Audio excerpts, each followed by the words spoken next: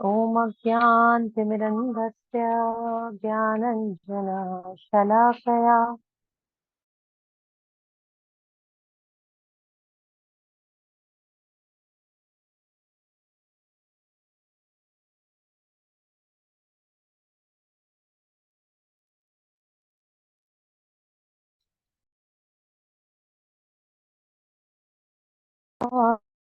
पदान्तिकं वन्देऽहं श्रीगुरु श्रीयुतपदकमलं श्रीगुरु वैष्णवांश्च श्रीरूपं साग्रजातं सहगण रघुनाथान्वितं तं सजीवं स्वाद्वैतं सावधूतं परिजन सहितं कृष्ण चैतन्य देवं श्री राधा कृष्ण पादान् सहगण ललिता श्री विशाखान्वितांश्च हे कृष्ण करुणा सिंधु दीनबंधो जगत्पते गोपेश गोपिका कांत राधा कांत नमस्तुते तप्त कांचन गौरांगी राधे वृंदावनेश्वरी वृषभानुसुते देवी प्रणमामि हरिप्रिये। जय श्री कृष्ण चैतन्य प्रभु नित्यानंद श्री अद्वैत गदाधर शिवासादि गौर भक्त वृंद। हरे कृष्णा कृष्णा कृष्णा हरे हरे, हरे राम राम राम हरे हरे। परम पूज्य गुरुदेव की जय। जगत गुरु शील प्रभुपाद की जय। श्री श्री जगन्नाथ बलदेव सुभद्रा महारानी की जय। श्रीमद् भागवत महापुराण की जय।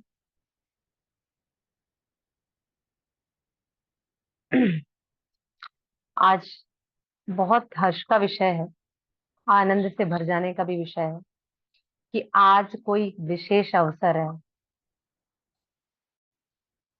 कि आज हमारे परम पूज्य गुरुदेव का इस धराधाम में अवतरण हुआ। आज गणेश चतुर्थी भी है, जो कि खुद परम पूज्य सिद्धार्थ स्वामी महाराज को अति प्रिय है। तो आज एक दिन के लिए वो कुछ समय के लिए भगवान गणपति को, देव गणपति को अपने साथ लेकर के आते हैं और कुछ समय तक अपने साथ रखते हैं, उनका सानिध्य लेते हैं, उनसे कृपा मांगते हैं कि सदैव हे प्रथम पूज्य गणपति, मैं आपके ही तरह ऐसे ही सदैव भगवान श्री कृष्ण की आराधना और भक्ति में लगा रहूं। ऐसे अनंत भाव से हमारे परम पूज्य दास स्वामी महाराज जो है भरे हुए हैं। आज उनकी व्यास पूजा है। निश्चित तौर पर हम सब भक्तों को समय निकाल कर जरूर जाना चाहिए, क्योंकि अपने गुरु के प्रति शरणागति, प्रेम, समर्पण का यही एक अवसर होता है जहां पर हम जाकर उनका ग्लोरिफिकेशन सुने और अपने जीवन में उन पलों को आनंद के साथ भर सके कि हे परम पूज्य, आपके द्वारा दिए हुए इतने सारे समस्त वैष्णवों के दिव्य संग और साधु संग को मैं अपने जीवन में किसी भी तरह धारण कर सकूं और इसका लाभ ले सकूं। उन्हीं ही क्रमों में आज का ये विशेष क्रम है कि आज भी हम इतनी व्यस्तता के अवसर में भी आज हम श्रीमद् भागवत की क्लास कर रहे हैं। ये कक्षा इसलिए अति आवश्यक है क्योंकि किसी भी कारण से गुरु महाराज का कहना है और स्वयं श्रील प्रभुपाद का कहना है कि हमारा प्रचार प्रसार कहीं पर भी रुकना नहीं चाहिए। अब आज हम चर्चा कर रहे हैं प्रथम अध्याय की। प्रथम अध्याय इसलिए हम सबके लिए बहुत महत्वपूर्ण है। यदि किसी भी व्यक्ति ने प्रथम और द्वितीय अध्याय को अच्छे से समझ लिया, पढ़ लिया, तो वो हर पहले और दूसरे अध्याय को आने वाले 16 अध्यायों के साथ जोड़ पाता है और समझने का प्रयास कर पाता है, क्योंकि पहले और दूसरे अध्याय में दिए हुए हर शब्द का अंतर स्थापित होता है दूसरे अध्याय, आने वाले अध्यायों के साथ में। अब यदि हम ये विवेचना करें कि हम पहले अध्याय में क्या समझ पाते हैं या पहले अध्याय का सार क्या है,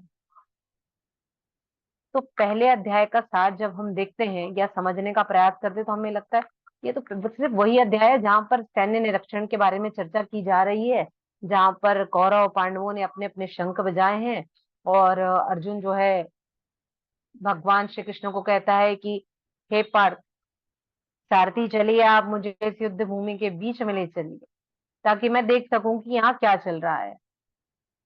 किंतु इससे भी अधिक महत्वपूर्ण ये है कि इस पहले अध्याय में आप ये समझना है कि इस प्रथम अध्याय का सार क्या है। तो पहले अध्याय का सार शुरू होता है 27वें श्लोक से, जहां हमको ये समझना है कि पहले अध्याय में दिया क्या हुआ है। तो यहाँ पहले अध्याय में 27वें श्लोक से जो चीजें शुरू होती है, वहां हमको ये देखना है कि अर्जुन ने जो सैन्य निरीक्षण किया है उसका वह आधार क्या बता रहा है। एक मिनट।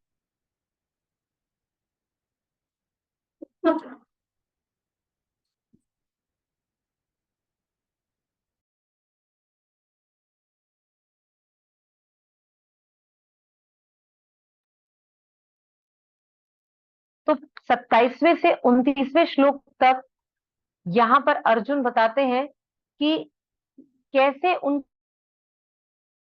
भीतर करुणा और दया आ रही है। पहले अध्याय के 27वें से 29वें श्लोक तक वे ये बताने का प्रयास करते हैं कि मुझे दया आ रही है, मुझे करुणा आ रही है कि मैं कैसे अपने परिवारजनों का, अपने कुटुंब संबंधियों, मामा ताऊ चाचा, इन सब का वध करूं, क्योंकि ये तो मेरे अपने हैं ना, ये मेरा पूरा परिवार है। और यदि मैं इनका वध कर भी देता हूं, यदि मैं इनका वध भी कर देता हूं, तो 31 से 35 श्लोक तक वो बताते हैं कि अब मैं अगर इनका वध कर दिया तो किस तरीके से अपने इन रंगे हुए हाथ जो रक्त से सने हुए हैं, इसके माध्यम से कैसे इस ऐश्वर्य का भोग कर पाऊंगा। कितना महत्वपूर्ण है इस पहले अध्याय के सार को समझने का कि 27 से 29 तक वो ये बता रहे कि मुझे दया आ रही है, करुणा आ रही है, मैं नहीं कर पाऊंगा, और मान लीजिए कर भी लेता हूं हे श्री कृष्ण, तो मैं कैसे भोग करूंगा, क्योंकि ये तो मेरे अपने हैं ना। और मान लीजिए मैं ये भोग कर भी लेता हूं, तब वो वापस 36 से 39 में बताते हैं कि ये भोग तो पूरी तरीके से पाप कृत्य भोग होगा। ये भोग पूरी तरीके से पाप कृत्य भोग होगा। अर्थात यहाँ कृष्ण को वो बता रहे हैं कि मेरी भावना जो है, जो मेरी चेतना है, वो पूर्ण रूप से पापग्रस्त हो जाएगी। अब प्राप्तग्रस्त हो गई है, तो 40 से 42 श्लोक में वो बता देते हैं इसका चौथा सार कि मेरे परिवार का जो विध्वंस हो चुका है, अब यहाँ अवांछित संतानें उत्पन्न हो रही हैं। ये वर्ण शंकर जो हुए हैं, इनकी श्रद्धा भक्ति भी नष्ट हो जाएगी। अब इसके बाद वो अंतिम पड़ाव पर पहुंचते हैं और पांचवा सार वो अपना देते हैं। कहते हैं यदि 43 से 44वें श्लोक तक मैं चलूंगा तो मेरे को कुछ भी समझ में नहीं आ रहा है, हे श्री कृष्ण, हे बंधु, मैं इस असमंजस्य की स्थिति में हूं कि मुझे कुछ भी समझ नहीं आ रहा है। अब आप बताइए कि मुझे क्या करना है। तो पहले अध्याय का सार 27वें श्लोक से शुरू होता है और अंतिम पड़ाव तक पहुंचता है। इस तरीके से हम समझ सकते हैं कि क्या अर्जुन ने विचार दिया और श्री कृष्ण के सामने अपनी बात रखी। कैसी बात रखी? जहां पर एक दो जो मित्र होते हैं ना, परम मित्र जो होते हैं, वे बहुत घनिष्ठता पूर्वक बातें करते हैं, और इतनी घनिष्ठता पूर्वक बातें करते हैं कि वो उनसे कुछ भी कहने और बता सकने में थोड़ा भी संकोच नहीं करते हैं। इसी प्रकार से अर्जुन अपनी पूरी बातें, इस प्रथम अध्याय का सार उसने भगवान श्री कृष्ण से कह दिया कि आपको यदि कोई पूछे तो आपको भी ये बताने में आसानी हो कि वो बहुत आसानी से कह रहे हैं अर्जुन कि भाई पहला तो मुझे इतनी दया करुणा आ रही है कि मैं क्या करूं, मैं कुछ नहीं कर पाऊंगा, और कर भी लेता हूं तो मैं कैसे इसका भोग कर पाऊंगा, क्यों? क्योंकि सारी चीजें पाप से बनी हुई हैं, और अगर ये भी मैं कर तो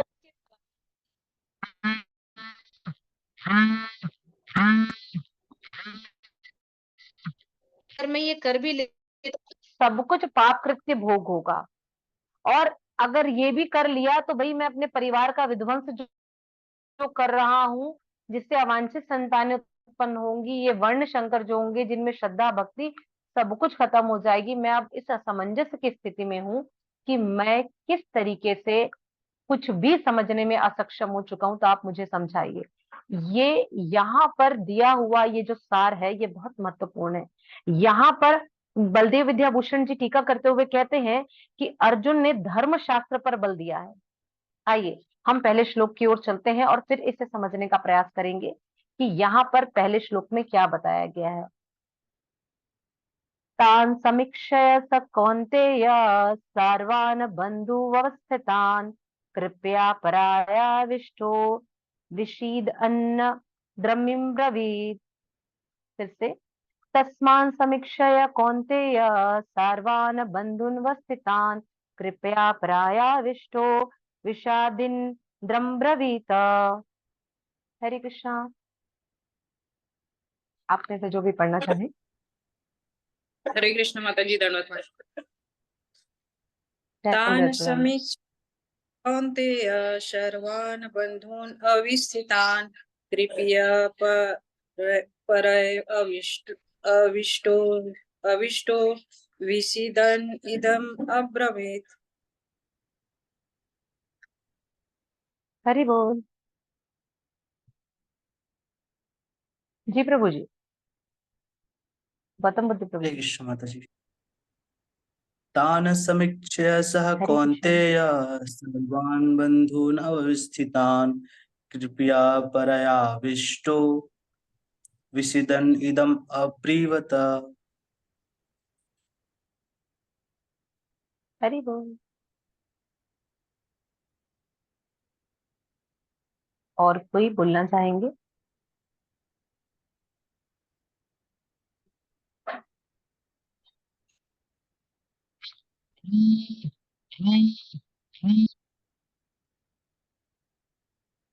और कोई नहीं? ठीक है, हम आगे बढ़ते हैं। तान उन सबको, समीक्षय देखकर, स वह, कौन्तेय कुंती पुत्र, सर्वान सभी प्रकार के, बंधुन संबंधियों को, अवस्थितान स्थित, कृपया दयावश, पर्या अत्यधिक, आविष्टा अभिभूत, विषिदन शोक करता हुआ, इदम सब बोला। एक मिनट, बहुत अर्जेंट कॉल है ना, बहुत अर्जेंट कॉल आ रहा है, एक मिनट ले लेती हूँ। तो तथा संबंधियों की इस विभिन्न श्रेणियों को देखा तो वह करुणा से अभिभूत हो गया और इस प्रकार बोला। अब यहाँ पर जब कुंती पुत्र अर्जुन ने मित्रों तथा संबंधियों की इन विभिन्न श्रेणियों को देखा तो वह करुणा से अभिभूत हो गया और इस प्रकार बोला। क्या बोला वो अगले श्लोक में पुनः दोहराते हैं, लेकिन ये जो पहला श्लोक है 27वें नंबर का, जहां पर वह यह बताने का प्रयास कर रहे हैं अर्जुन कि मैं अब इन सबको देख करके इस दया भाव से घिर चुका हूं, इसलिए यहाँ पर वो ये कहना चाहते हैं। और इसी तरीके से बात करते हुए वो अगले श्लोक में कहते हैं,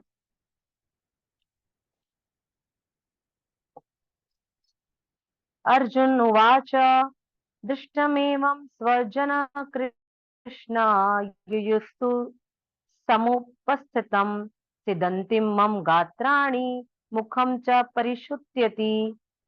पुनः, दृष्टमेमं स्वजना कृष्ण युयुत्सुं समुपस्थितं सिदन्ति मम गात्राणि मुखं च परिशुत्यति।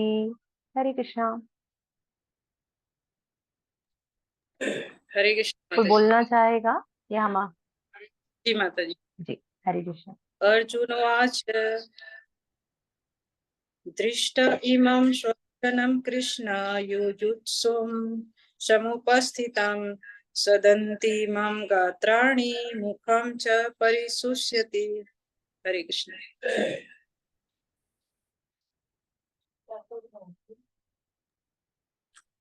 अर्जुन उवाच आसन। हरि दृष्टमेव बोल।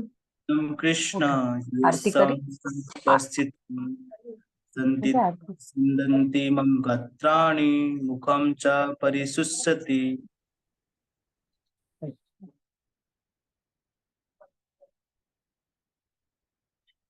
अर्जुन वाच, अर्जुन ने कहा, दृष्टा देखकर, इमम इन सारे, स्वजनम संबंधियों को, कृष्ण, हे कृष्ण, युयुत्सुमम, युद्ध की इच्छा रखने वाला, समुपस्थितम, उपस्थित, सिदंती, काप रहे हैं, मम, मेरे, गात्राणी, शरीर के अंग, मुखम, मुंह, च, भी, परिशुत्यति, सुख रहा है।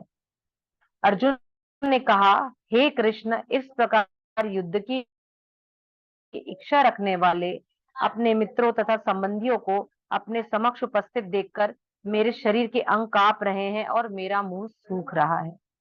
जगत गुरु श्रील प्रभुपाद की जय। प्रभुपाद यहाँ परपट में लिखते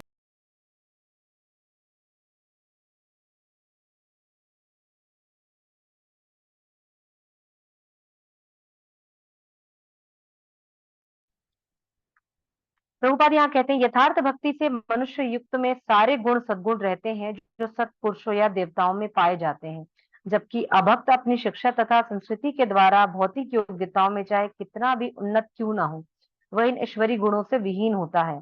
अतः स्वजनों, मित्रों तथा संबंधियों को युद्ध भूमि में देखते ही अर्जुन उन सबों के लिए करुणा से अभिभूत हो गया जिन्होंने परस्पर युद्ध करने का निश्चय किया था।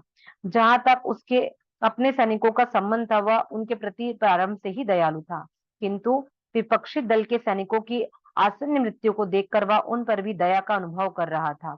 और जब वह इस प्रकार सोच रहा था तो उसके अंगों में कंपन होने लगा और मुंह सूख गया। उन सबको युद्धाभिमुख देखकर उसे आश्चर्य भी हुआ। प्रायः सारा कुटुंब, अर्जुन के सगे संबंधी और उससे युद्ध करने ही आए थे।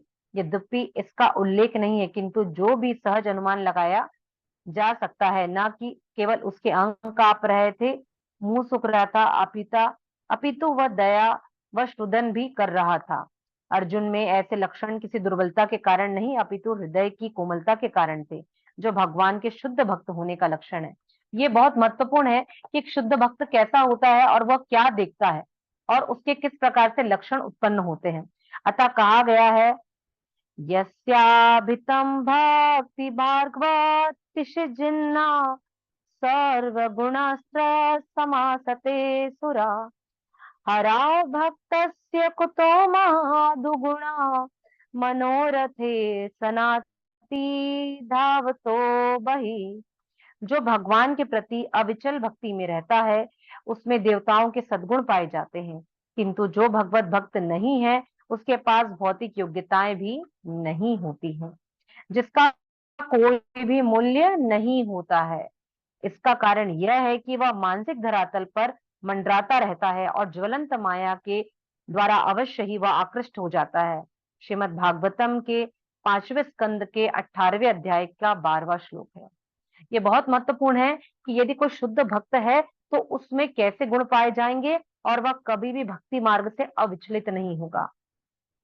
और वे भगवत भक्त नहीं होंगे जिनके पास भौतिक योग्यताएं हैं, जिनका कोई भी मूल्य नहीं है। इसलिए हमें यह बहुत अधिक समझने की बात है। इसलिए बलदेव विद्याभूषण जी टीका करते हुए कहते हैं कि अर्जुन यहाँ पर धर्मशास्त्र की बात कर रहा है। अर्जुन यहाँ पर धर्मशास्त्र की बात कर रहा है, जहां पर धर्म कहता है हिंसा नहीं करनी है, किंतु कृष्ण यहाँ पर अर्थशास्त्र को बल देते हैं और ये बताते हैं कि धर्मशास्त्र से बड़ा अर्थशास्त्र है, और कहते हैं कि तुम आताताइयों को मारो, तुम्हें दया करुणा का भाव नहीं दिखाना है, तुम आताताइयों का वध करो।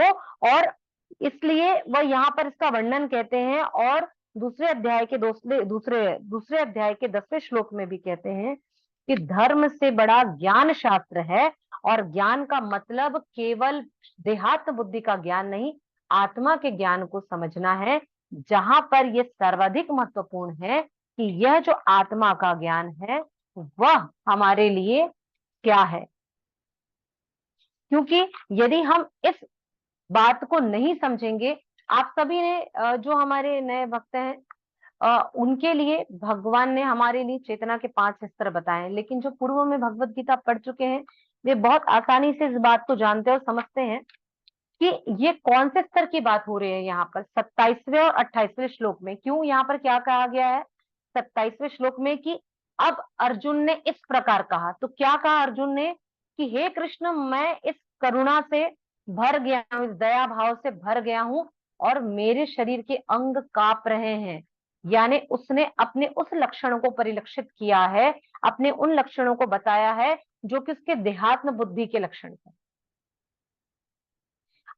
अर्जुन आने वाले अगले श्लोकों और इस श्लोक के आधार पर वो 6 अपने लक्षण बताएंगे कि किस प्रकार से उनके लक्षणों उनके परिलक्षित हो रहे हैं। अब यहाँ पर प्रभुपाद ये भी बताने का प्रयास करते हैं कि ये जो लक्षण है, हमें ये समझना है कि ये देहात्म बुद्धि के लक्षण है या अष्ट विकार के लक्षण है।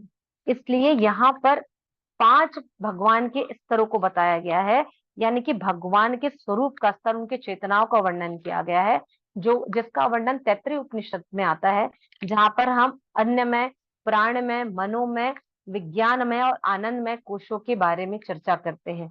यहाँ पर अर्जुन उन्हीं ही तर्कों के आधार पर बात कर रहे हैं। वे यहाँ पर कह रहे हैं कि मेरे लिए धर्म बड़ा है, किंतु भगवान श्री कृष्ण कहते हैं कि नहीं, तुम्हारे लिए धर्म से बड़ा ज्ञान है और तुमको उसके आधार पर अपने कार्य करने हैं।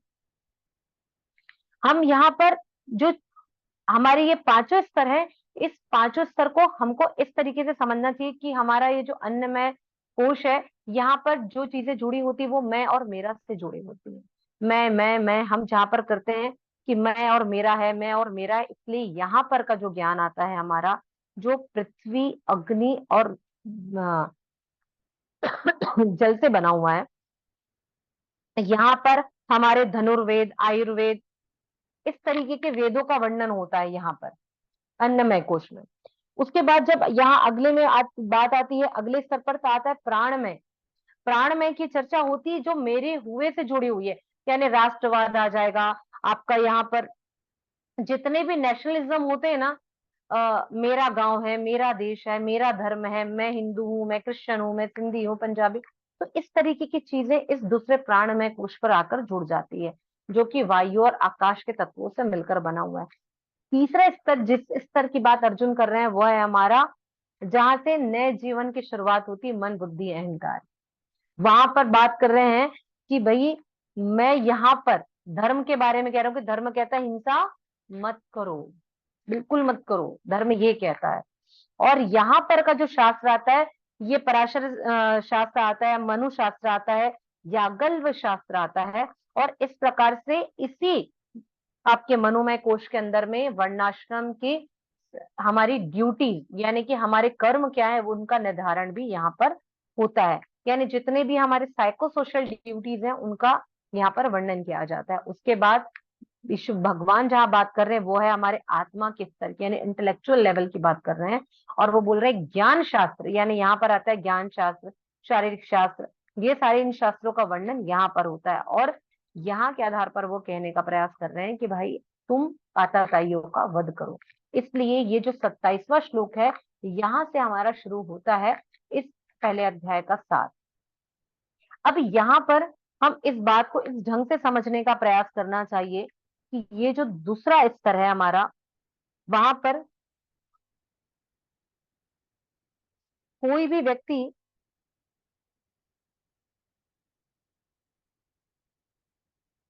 यदि कुछ कहना चाहता है, कुछ बताना चाहता है, तो वह उसे केवल और केवल भगवान श्री कृष्ण के प्राथमिक नाम से जोड़ना चाहिए। यहाँ पर पहला ही लाइन में तीसरा ही शब्द लिया गया है, दृष्ट धूमम स्वजना कृष्ण। अर्थात शिल प्रभुपाद यहाँ बताते हैं कि यदि ईश्वर का कोई मूल नाम है, तो वह केवल और केवल कृष्ण ही हो सकता है। क्योंकि कृष्ण शब्द की व्युत्पत्ति इस प्रकार की है कि कर्षित इति कृष्णा, जो व्यक्ति सभी को आकर्षित करे वही केवल कृष्ण है। जिस प्रकार से चुंबक लोहे को आकर्षित कर लेती है, उसी ही प्रकार से कृष्ण सभी जीवों को आकर्षित करते हैं। इसलिए अर्जुन ने यहाँ पर कृष्ण शब्द का उपयोग किया है। अन्यथा वो कह सकते थे हे गोविंद, हे माधव, हे दीनदयाल, वो कुछ भी कह सकते थे, लेकिन उन्होंने यहाँ कृष्ण शब्द का प्रयोग किया क्योंकि वो जानते हैं कि सभी जीवों को आकर्षित करने वाला यदि कोई है तो वह केवल और केवल कृष्ण है। क्योंकि कृष्ण ही एक ऐसे हैं जो यहाँ पर सभी रूपों से सबको आकर्षित करने वाले हैं।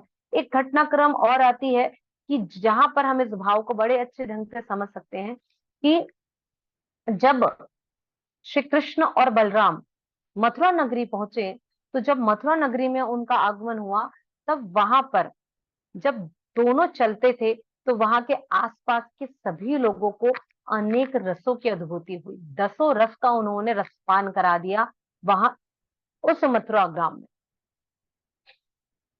जब कृष्ण और बलराम युद्ध करने के लिए आगे बढ़े, तब उन्होंने क्या देखा कि कंस की रंगशाला में 5 मुख्य पहलवान थे, चारूण, मुष्टिक, कूट, छल और तोषल। लेकिन इन्हें कंस ने पहले ही से बता दिया कि तुमको कृष्ण बलराम का वध करना है और किसी भी बहाने से लड़कर कपट पूर्वक इनका वध कर देना। किंतु इन पहलवानों को श्री कृष्ण के प्रति रौद्र रस के आकर्षण का अनुभव हो गया। ये जो यहाँ पर कृष्ण शब्द आया है, जहां पर अर्जुन ने कहा है, ये बता रहे हैं कि किस प्रकार से कृष्ण आकर्षित करने वाले हैं और सब प्रकार के भावों को, रसों को हमको प्रदान करने वाले हैं।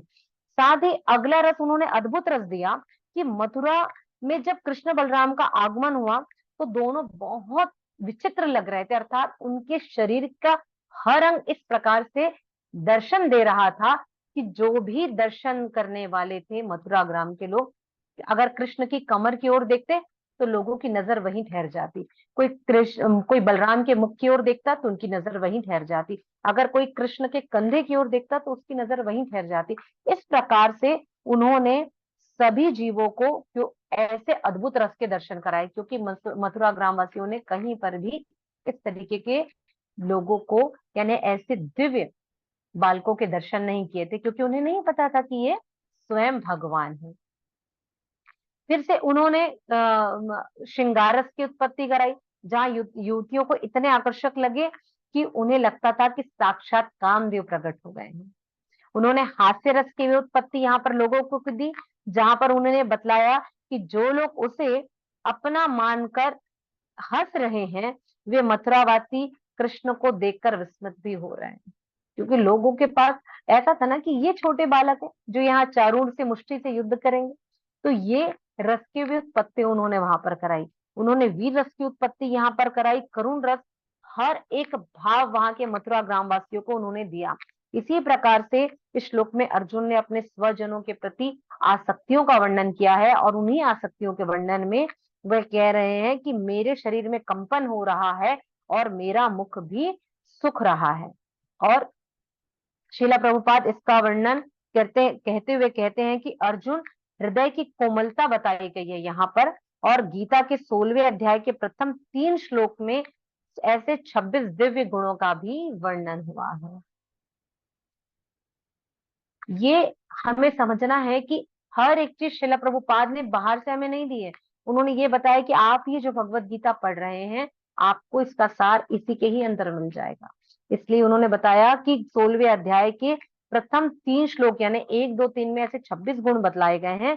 उनमें से 18वां गुण है मार्दव, जिसका अर्थ होता है कोमलता। इसके विपरीत इसी अध्याय के पहले अध्याय के 4थे श्लोक में भगवान ने आसुरी लक्षणों का भी वर्णन किया है। इसी अध्याय के 4थे श्लोक में भी ये आसुरी लक्षणों का वर्णन किया है। उनमें से एक लक्षण है पारुष्य। पारुष्य अर्थात कठोरता। आपने देखा होगा कि जो ऐसे असुर गुणों से लिप्त होते हैं तो हम बोलते हैं कैसा व्यक्ति है भाई, ये कैसे लोग हैं, इतने कठोर हैं, इनमें बिल्कुल ममता नहीं है, दया भाव नहीं है। यानी जिनमें कोमलता है, दया भाव है, वो देव गुणों से, दिव्य गुणों से लिप्त हैं। और असुरों में बिल्कुल भी कोमलता नहीं होती है। श्रीमद् भागवतम में हम देखते हैं कि कंस अपने ही स्वजनों के प्रति अत्यधिक निष्ठुर और कठोर था। उसने अपनी ही बहन और बहनोई को जेल में डाल दिया और अपने ही हाथों से देवकी के सारे पुत्रों का वध कर दिया। परंतु चूंकि अर्जुन इस प्रकार की परंतु अर्जुन में किसी भी प्रकार की कठोरता नहीं थी, इसलिए भगवान ने उक्त अध्याय के 5वें श्लोक में भी कहा है कि मां सुचा संपदम दैविम बीजो असि पांडव। अर्थात इसी अध्याय के 5वें श्लोक में भी भगवान ने इसका वर्णन कर दिया और कहते हैं कि हे पांडुपुत्र, तुम चिंता मत करो क्योंकि तुम दैवी गुणों से युक्त होकर के जन्मे हो।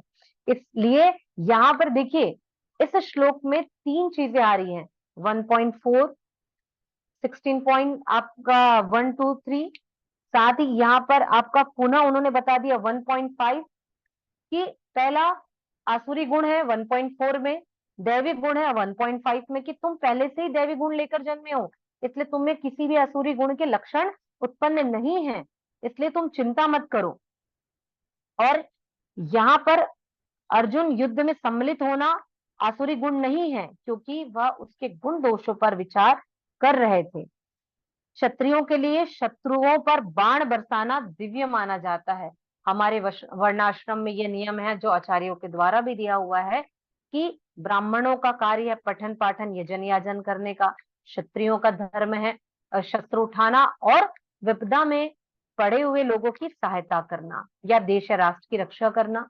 उसके बाद वैश्य का कर्म है कर्म करते रहना, और यानी अपने हाथ और पैर का पूर्णतः उपयोग करना और कर्म करना। शूद्रों का है इन सबकी आज्ञाओं का पालन करना और आगे बढ़ना। इस तरीके से ये 4 वर्णाश्रम में सबकी ड्यूटियां, सबके कर्म निर्धारित हैं।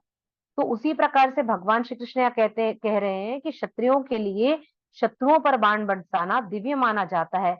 ऐसे कर्तव्यों से विमुख होना ही आसुरी प्रवृत्ति के लक्षण है। अतः अर्जुन के लिए शोक करने का कोई भी कारण ना बनता है। जो कोई भी जीवन के विभिन्न आश्रमों को विधि विधानों के साथ पालन करता है, वह दिव्य पथ पर स्थित हो जाता है। इसलिए हमें समझना पड़ेगा और ये बात देखनी पड़ेगी कि हमें यहाँ पर जिन चीजों का चर्चा की गई है, जिन बातों की चर्चा की गई है, वह कितने अधिक महत्वपूर्ण है कि यहाँ पर बता दिया गया है कि युद्ध की इच्छा नहीं रखना या नहीं करने की इच्छा कर पाना, ये आसुरी गुण के लक्षण है। यदि तुम युद्ध करते हो तो तुम दिव्य गुणों से परिलक्षित हो रहे हो, और ये अपने सगे संबंधियों को देखकर जो तुम्हारे अंग में यानी मेरे अंग में जो कंपन हो रहा है, मेरा मुंह सूख रहा है, यह उसके दिव्य लक्षण है। या तो ये देहात्म बुद्धि से जुड़े हुए हैं या आध्यात्मिक अष्टविकार हैं।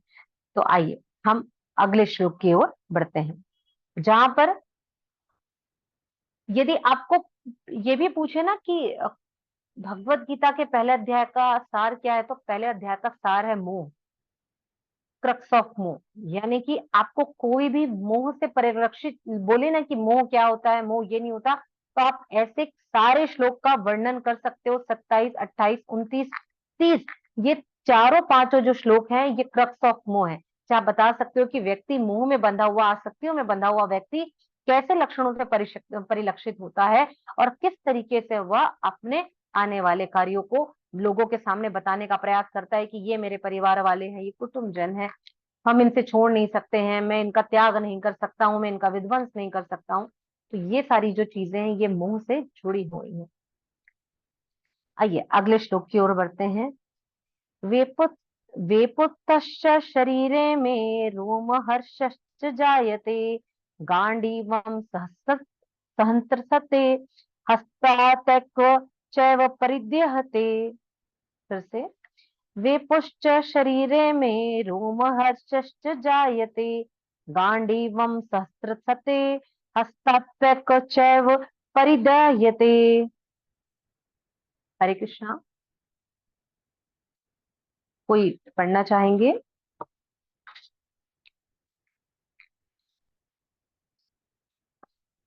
यस गौतम बुद्ध प्रभु जी।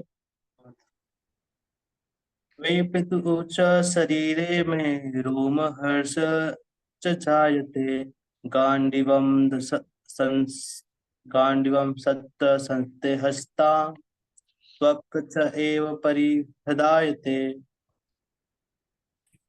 हरि बोल। और कोई नहीं है, ठीक है, हम आगे बढ़ते हैं। यहाँ पर वेपेतु शरीर का कंपन, च भी शरीरे शरीर में मेरे रोमहर्ष रोमांच, च भी जायते उत्पन्न हो रहा है, गांडीवम अर्जुन का धनुष गांडीव, सहस्त्रते छूट या सरक रहा है, हस्तात् हाथ से, त्वक त्वचा, च भी एव निश्चय ही, परिदीहते जल रही है। मेरा सारा शरीर कांप रहा है, मेरे रोंगटे खड़े हो रहे हैं, मेरा गांडीव धनुष हाथ से सरक रहा है और मेरी त्वचा जल रही है। अर्जुन ने अपने सारे चारों लक्षणों को इस श्लोक में परिलक्षित कर दिया। पिछले श्लोक में 2 लक्षण बताए और अभी 4 लक्षण उसने और बता दिए। शिला प्रभुपाद की जय। शिला प्रभुपाद यहाँ अपने परपट में कहते हैं, शरीर में 2 प्रकार का कंपन होता है और रोंगटे भी 2 प्रकार से खड़े होते हैं। ऐसा या तो आध्यात्मिक परमानंद के समय या तो भौतिक परिस्थितियों में आध्यात्मिक भय से उत्पन्न हो जाता है।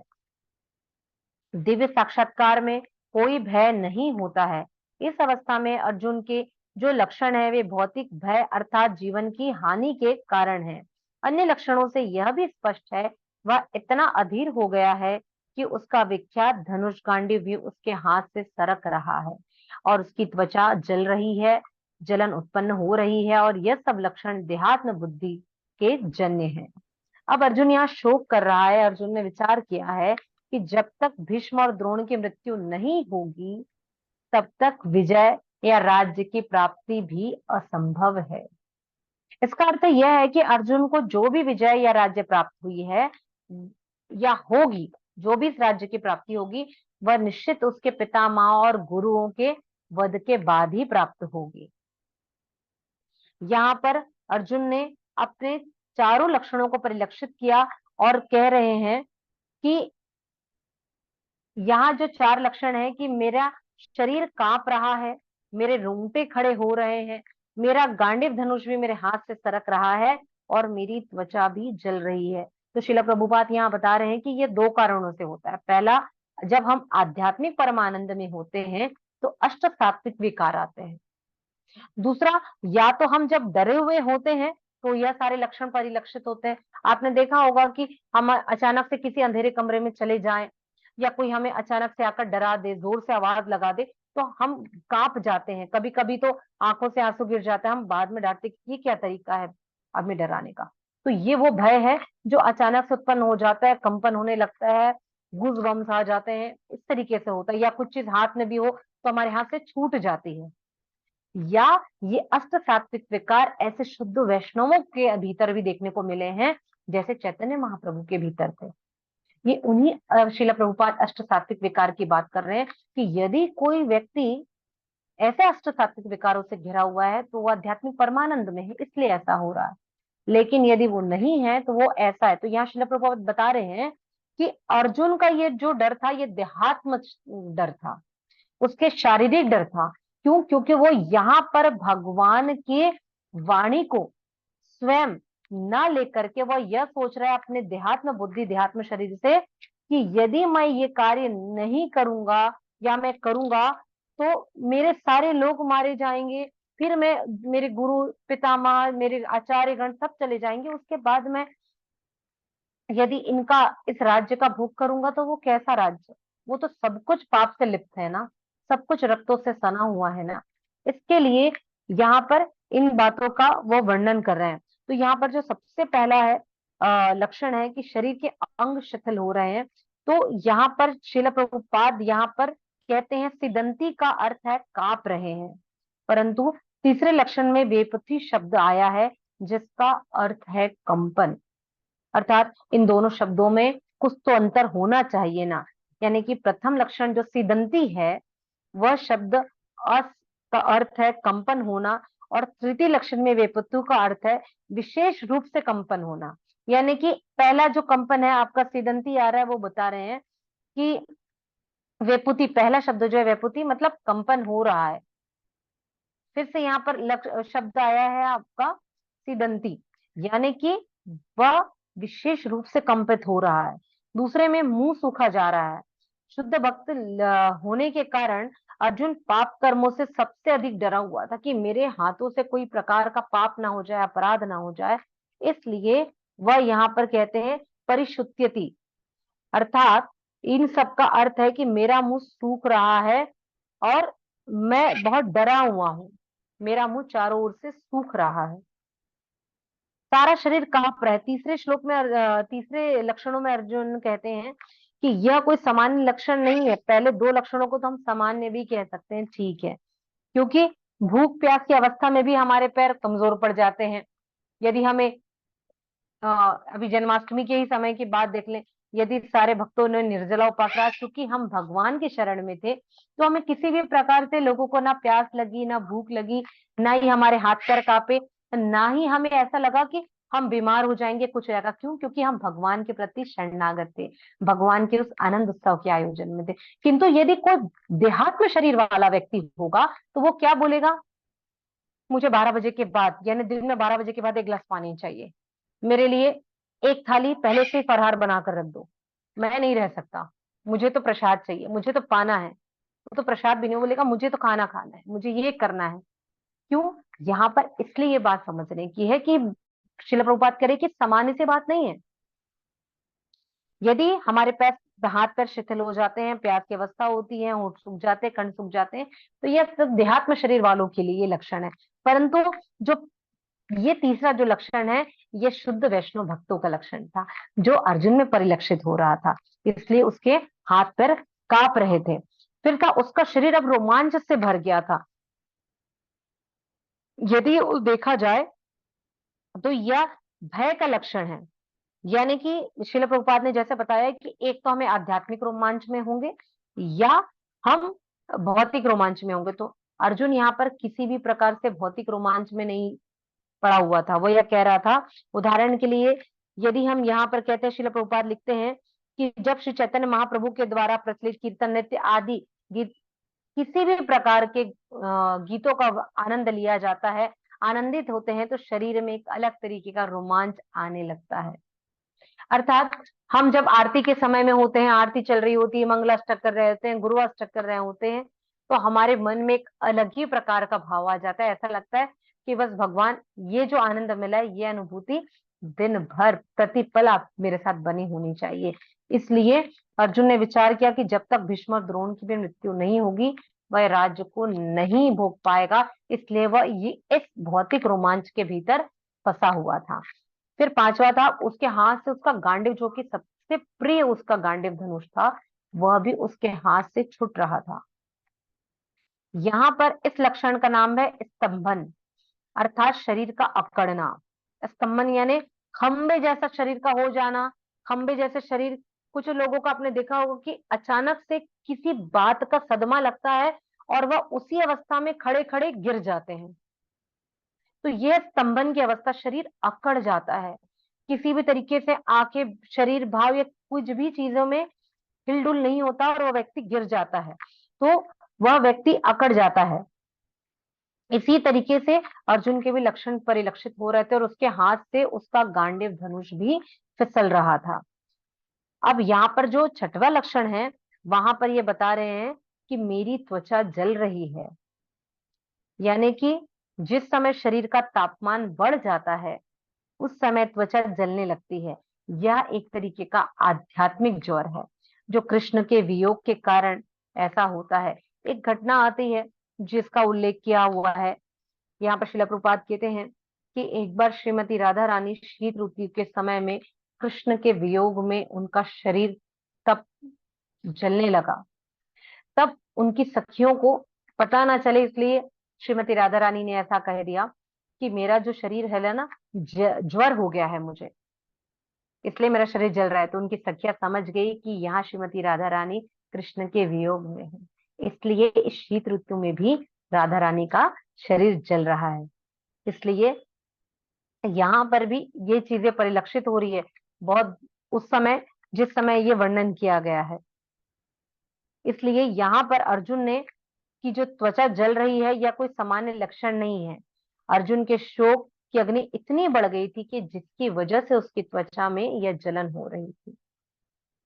अर्जुन का शरीर अब यहाँ किस लिए जल रहा था? शोक के कारण। और श्रीमती राधा रानी का शरीर, क्यों उनके शरीर में जलन पैदा हो रही थी? श्री कृष्ण के विरह में, उनके वियोग में। कब? शीत ऋतु के समय। तो ये वो लक्षण है जो यहाँ पर इस 29वें श्लोक में और 28वें श्लोक में स्वयं अर्जुन ने भगवान के सामने परिलक्षित किए हैं। इसलिए हमें इस बातों को समझना चाहिए, देखना चाहिए कि यदि हमें इस अध्याय के सार को समझना है, तो सबसे पहले हमें हमारी इंद्रियों को, हमारी चेतनाओं को पूर्ण रूप से भगवान श्री कृष्ण के चरणों में लगानी होगी, जो कि स्वयं जीवों के आकर्षक हैं। ये जो जीव है केवल कृष्ण के प्रति आकर्षित होता है, यानी कि कृष्ण का प्राथमिक नाम, मूल नाम ही हमारे जीवन का सार है। इसलिए आपने देखा है, आप जानते हैं, और आज तो मैं कहती हूँ हर व्यक्ति जानता है कि ये शिला प्रभुपाद का संघ अंतरराष्ट्रीय कृष्णा भावनामृत संघ है। कृष्ण भावनामृत संघ है। शिला प्रभुपाद लिख सकते थे ना, ईश्वर भावनामृत संघ, गोविंद भावनामृत संघ, क्या उन्होंने लिया? नहीं। शिला प्रभुपाद ने कृष्ण के मूल नाम को लिया और बताया कि जो सब जीवों को आकर्षित करने वाला है, सर्व आकर्षक है, वही कृष्ण है। इसलिए हम जीवों को इस भौतिक, इस देहात्म बुद्धि से, इस देहात्म शरीर से ऊपर उठते हुए हमें आगे की ओर बढ़ना चाहिए और अपनी चेतना और इंद्रियों को भगवान के ओर लगानी चाहिए। तो आप सबको सारी चीजें यहाँ समझ में आई, या मैं बहुत जल्दी जल्दी भाग गई? नहीं नहीं माता जी, अच्छे से समझ में आया। पहला अध्याय बहुत अधिक ऐसा लगता है कि कब ये अध्याय विराम हो तो हम अगले अध्याय की ओर बढ़े। पहला अध्याय है ही ऐसा, लेकिन यदि आप पहले अध्याय के सार को पकड़ लेंगे कि बहुत साधारण, कि किस प्रकार से अर्जुन पर दया और करुणा आ रही है, दया करुणा जैसा ही आई तो उसने सोचा कि ये जो सारी संपत्ति है, भोग है, इसका भोग कैसे करूं। उसके बाद उसने सोचा यदि मैं भोग करूंगा तो ये सब कुछ पाप में लिप्त होगा। यदि ये सारी चीजें पाप में लिप्त हैं तो इनका मैं भोग करके किस कृत्य की ओर आगे बढ़ूंगा, क्योंकि मैंने तो अपने पूरे परिवार का विध्वंस कर दिया है। इसलिए अर्जुन यहाँ असमंजस की स्थिति में होता है और पुनः भगवान से कहते हैं कि अब आप मुझे समझाएं कि हे श्री कृष्ण, मुझे क्या करना है। यही प्रथम अध्याय का सार है। और आप किसी को भी यदि बताना चाहें, कोई पूछे कि प्रथम अध्याय क्या है, तो आप बहुत आसानी से इस 5 लाइन में और अंतिम के 27वें से लेकर 44 श्लोक तक का वर्णन करके प्रथम अध्याय को बता और समझा सकते हैं।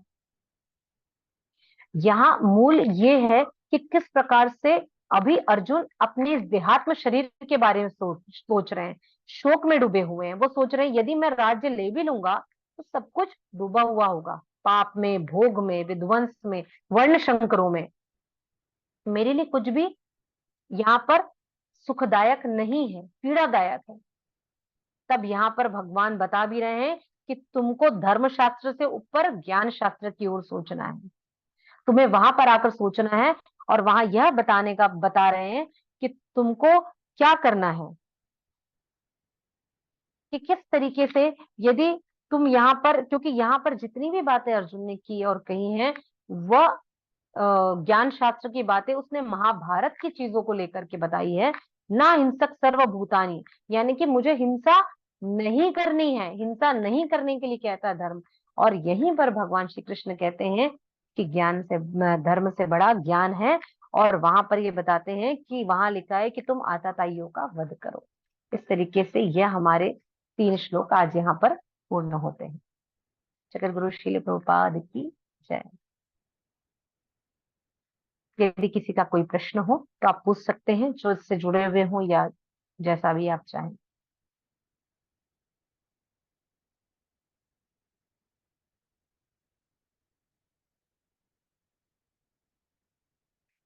कल की कक्षा हमारे अखिलात्मक प्रभु जी लेंगे, यानी अब आपको रविवार के दिन भी विराम नहीं मिलेगा। इसलिए तैयार हो जाइए प्रतिदिन सप्ताह में 7 दिन कक्षा करने के लिए। आवश्यक ये है प्रतिदिन एक भी दिन की भक्ति में विराम क्यों लगे, इसलिए हमारे कमाल कृष्ण प्रभु जी ने कहा कि एक दिन और भक्तों का संग लिया जाए। इसलिए आप सब भी तैयार रहिएगा। आप सब भक्तों से एक हमारा निवेदन है कि आप सब जितने भी आज हमारे साथ जुड़े हैं, जिनका वीडियो ऑन है या जिनका वीडियो ऑफ है, यदि उन तक हमारी बात ये जा रही है, तो आप यदि इस भगवत कक्षा में किसी भी एक व्यक्ति को अपने साथ जोड़ते हैं, तो इसी आपके 18वें अध्याय में भगवान ने स्वयं कहा है कि जो भी भक्त किसी भी एक भक्त को मेरे इस प्रचार प्रसार और इस दिव्य गुणों वार्तालापों की चर्चा करता है, वाणी की चर्चा करता है, तो उसको मिलने वाला आधा फल भी आपके हिस्से में आ जाएगा। यानी कि मान लीजिए हीना माता जी, जोगनी माता जी ने किसी भी एक व्यक्ति को लगातार कंटिन्यूअसली अगर जोड़ दिया कि भाई आपको भगवत गीता की कक्षा करनी है, आपको ये जो यूट्यूब के लिंक इसमें अपलोड हो रहे हैं आपको शेयर करना है, आप शेयर भी करिए ना, उसमें कमेंट भी दीजिए कि ये अच्छा है या बुरा है, तब तो हमें या हमारे भक्तों को समझ में आएगा कि उसमें क्या है, तो उसका आधा फल भी आपको मिल जाएगा। और आज तो कहते हैं जिन वैष्णवों का आज जन्म दिवस होता है, यदि उनसे किसी भी प्रकार की कृपा मांगी जाए तो वो हमारे अपराधों को भी क्षमा कर देते हैं। फिर आज तो हमारी इस आध्यात्मिक जगत के पिता का जन्मदिन है, उनकी व्यास पूजा है आज। तो उनके लिए आप सभी भक्तों को एक केवल और केवल एक भक्त को अपने साथ जोड़ना है इस भगवत गीता की कक्षा में। आप उन्हें बताइए कि यह निशुल्क कक्षाएं हैं। अभी मुझे वर्तमान में ही पता चला, विगत 2-3 दिवस के भीतर में ही, कि यहाँ पर कुछ लोग हैं जो हम इस्कॉन वाले हैं या हम भगवत गीता की आपको चर्चा करेंगे बताएंगे ऐसा कह करके वे लोग एक अध्याय का 4-4 हजार रुपए भी ले रहे हैं, एक अध्याय का। तो मैं सोचती हूँ हम कितने लोग, 7 लोग पढ़ाते हैं ना, 5 लोग पढ़ाते हैं ना गौतम बुद्ध प्रभु जी, तो मतलब पर अध्याय के हिसाब से हमारे राधा रास बिहारी के श्री चरणों में बहुत सारी सेवाएं हो जाएंगी। हर एक भक्त भी अगर 4 हजार रुपए देता है एक एक अध्याय का। तो किंतु इस प्रचार प्रसार में श्रील प्रभुपाद ने कहा है कि इस ज्ञान के स्तर में किसी भी प्रकार की राशि नहीं ली जाएगी, यह पूर्णतः निःशुल्क होगा। तो आप सभी इस प्रचार प्रसार को आगे बढ़ाइए। दूसरा, यदि आप इस YouTube के लिंक जो कि गौतम बुद्ध प्रभु जी के द्वारा बराबर से नित्य इस ग्रुप में अन्य ग्रुपों में डाली जा रही है, आप उसे अन्य ग्रुपों में भी शेयर करिए, अपने स्टेटस पर लगाइए। हम ये सारी बातें इसलिए आपसे कह रहे हैं क्योंकि आज हमारे गुरुदेव का जन्मदिन है, आज हमारे उस पिता का जन्म दिवस है जो इस धराधाम में अवतरण लिए हम पतितों का उद्धार करने के लिए, जिनकी वजह से हम शिला प्रभुपाद के इस बड़े से मिशन के छोटे से प्यादे बन करके, सैनिक बन करके आए हैं। और आज हमारे साथ जुड़े हुए जितने भी भक्त हैं जो आज उनके डिसाइपल्स हैं, हम लोग हर किसी के जीवन में गुरु महाराज की ऐसी कृपा रही है कि जिससे वो शील भक्ति सिद्धार्थ स्वामी महाराज बन गए। इतनी कृपा उन्होंने करी है।